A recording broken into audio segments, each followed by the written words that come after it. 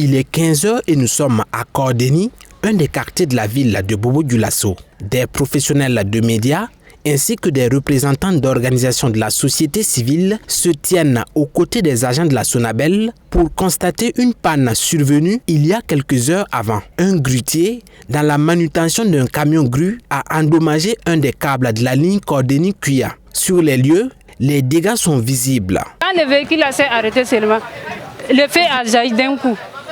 Donc on entend bruit seulement, ouh, c'est le feu, c'est le feu. Donc les gens sont en train de me dire que madame, fais.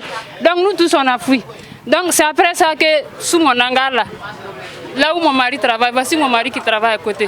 Donc l'hangar a pris feu. Et une des conséquences de cet acte est le déclenchement partiel d'une partie de la ville. C'est-à-dire que bon nombre de ménages ont été privés d'électricité du fait de cet incident. C'est l'une de nos principales liaisons qui va du poste source de Cordény vers notre poste répartiteur de Kwa.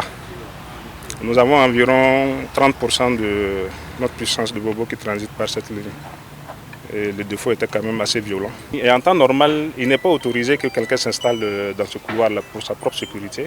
Dans ces cas de figure, les personnes installées sous ce type d'infrastructure de la nationale de l'électricité courent le risque de se faire électrocuter. Au pire des cas, c'est la perte en vie qui est assurée. Au lendemain de cette panne intervenue, des journalistes, représentants de la CNAVC et de la Ligue des consommateurs visitent le poste de Cordény, encore appelé poste de 225-33. Sur ce site, le courant de 225 000 volts ou encore 225 kV fourni par la Côte d'Ivoire grâce à la ligne d'interconnexion est reçu à travers ce pylône moyen, puis transformé en 33 000 volts, soit 33 kV, avant d'être mis sur la ligne de départ.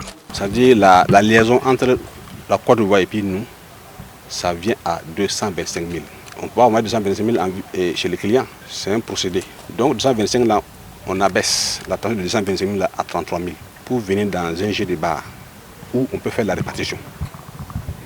Après ce jeu de bar là, on a alimenté Banfora. On est relié à Bobo 2 pour pouvoir évacuer à Bobo 2. On est relié à Kwa pour pouvoir évacuer aussi à Kwa. Après ces postes là aussi, on part en ville. Le poste de Cordény, à travers ce grand pylône, envoie ou réceptionne de Ouagadougou une tension de 225 000 volts. La visite se poursuit cette fois-ci à la centrale thermique de Bobo 2. Construite en 1987, elle possède une puissance exploitable de 46 MW. Les visiteurs du jour ont pu visiter plusieurs compartiments de la centrale, notamment l'ancienne salle des machines où sont logés 5 groupes dont le premier groupe fut installé en 1987. La nouvelle salle des machines, elle, construite en 2015 avec 4 groupes pour une puissance de 40 MW. Au niveau de la consommation, avec les groupes, quand les groupes sont tous en marche, nous avons 5 camions de 45 000 et demi par jour. 5 camions de 45 000 litres de HFO par jour.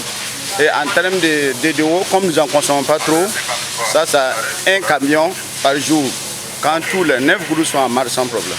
En outre, la chaudière intervenant dans la consommation du combustible ainsi que le module de conditionnement et le local séparateur ont pu être visités. Donc vous êtes monté voir au niveau des nouvelles centrales, vous avez vu la chaleur qui réside. La chaleur tourne autour de 60 degrés, 60-65 degrés en fonction de la température de la météo. S'il fait 40 degrés dehors, à l'intérieur de la salle de cette machine, il fait 65 là où j'étais en haut. Donc ça fait que nous travaillons dedans pour que la machine puisse donner le meilleur de lui-même et que la population soit servie en énergie. La salle de commande a été la dernière étape de cette visite. À l'intérieur, les visiteurs ont constaté que c'est dans cette salle que les 9 groupes de la centrale thermique ainsi que les auxiliaires sont contrôlés. Autrement dit, les paramètres mécaniques et électriques sont surveillés ici. Tous les maillons de la centrale communiquent avec cette tour de contrôle et ce à travers cet outil qu'est la radio. La salle de commande, toujours, on ne doit pas être absent. C'est là-bas que tout se passe.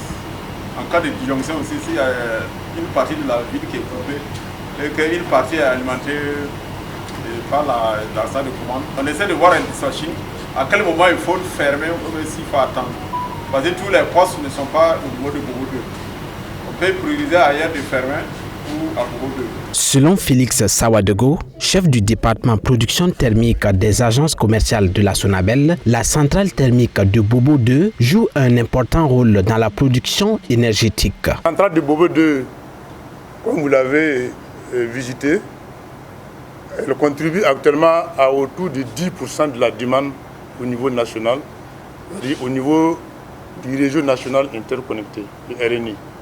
En tout cas, on travaillait durement dans des conditions en tout cas assez difficiles, comme vous l'avez vu dans la salle des machines lorsque vous l'avez traversée, pour pouvoir remettre les groupes en service, notamment le groupe 6 qui était en entretien de 36 000 heures. La fourniture de l'électricité est un défi. C'est pourquoi la Société nationale d'électricité du Burkina, Sonabel, prévoit imminemment réparer toutes les machines et procéder aux grandes maintenances, entre autres. Il est à noter que la nationale de l'électricité a initié des projets d'urgence afin d'augmenter la capacité de production des centrales.